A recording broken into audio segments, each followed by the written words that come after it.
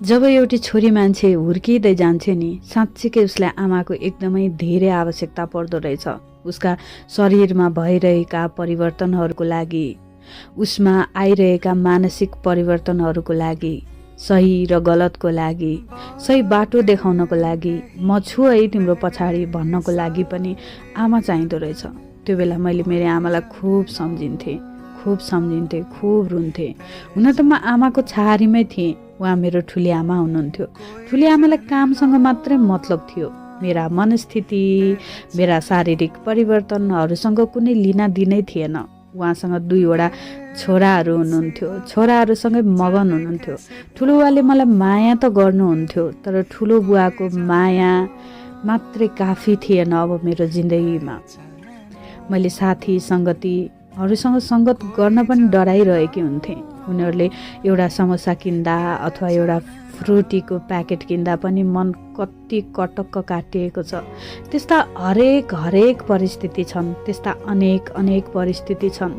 हरेक परिस्थितिमा मैले मेरी आमालाई सम्झेको छु।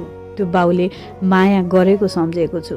तर सबैको आफ्नो आफ्नो भाग्य हुँदो रहेछ, परिस्थिति प्रारब्ध हुँदो रहेछ। मेरो पनि भाग्य अथवा परिस्थिति प्रारब्ध। सानै उमेरमा बाआमालाई गुमाउनु त्यो पनि एकैपटक सजिलो थिएन। सम्पत्तिको नाममा त्यही एउटा घर थियो। त्यसबाट आएको भाडा पनि ठुलो बुवा ठुले आमाले नै बेहोर्नुहुन्थ्यो। एक दिन ठुलो बा ठुले आमाले धेरै पछि होला माथिल्लो तल्ला पनि भाडामा दिने भनेर कुरा गर्नुभयो। त्यो माथिल्लो तल्ला जहाँ मेरी आमा, मेरा बा, म बस्ने गर्थ्यौँ, त्यो माथिल्लो तल्लासँग मेरो कति धेरै सम्झनाहरू जुडिएको थियो, कति धेरै यादहरू जुडिएको थियो।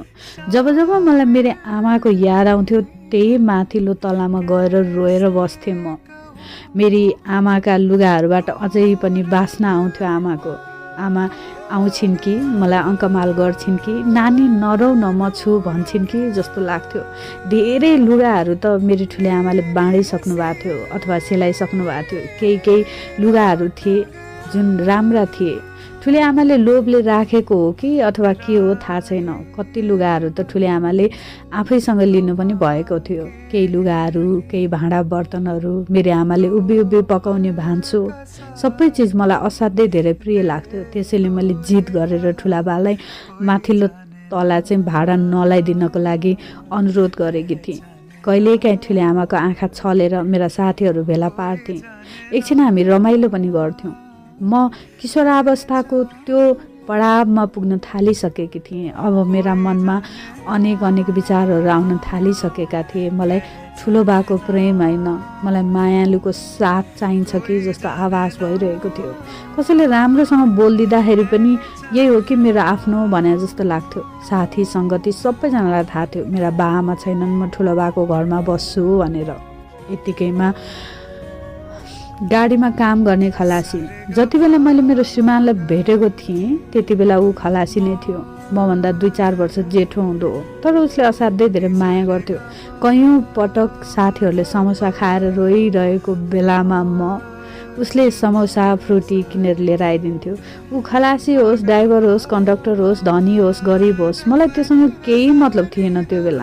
त्यो बेलामा त्यही कुरासँग मतलब थियो। जति बेला मेरा आँखाबाट आँसु झरिरहेका हुन्थे, जति बेला मैले मेरा बाआमालाई सम्झिरहेको हुन्थेँ, जति बेला मलाई मेरा बाआमाको न्यानो काख र हातको आवश्यकता पर्थ्यो, त्यति बेला त्यो मान्छे उपस्थित हुन्थ्यो। कसरी हुन्थ्यो, के तारतम्य मिलाएर हुन्थ्यो त्यो मलाई थाहा छैन, तर ऊ उपस्थित हुन्थ्यो। एक दिनको कुरा हो, मेरी साथीले त्यो बेलामा जो चाउचाउको खुबै चलन थियो हाम्रोतिर। जो चाउचाउ मेरी साथीले किनी। चाउचाउमा नुन मरमसला टक्क त्यो घिउ हाली मोली बास्न सरर छरियो। उसले मसँग बाँड्थे, तर साथीले दिएको एकमुठी चाउचाउले कहाँ धित मर्छ र। मलाई कस्तो नरमाइलो लागिरहेको थियो।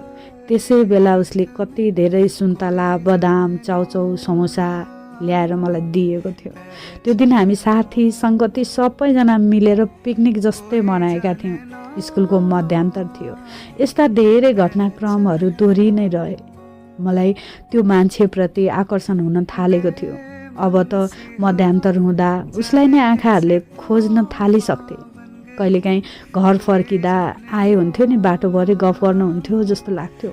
मनमा ऊप्रति विचारहरू, भावनाहरू अथवा आकर्षण हो कि प्रेम हो अङ्कुरित हुन थालेको थियो। त्यति बेला मलाई थाहा थिएन त्यो आकर्षण थियो, क्षणिक आवश्यकता थियो अथवा प्रेम थियो।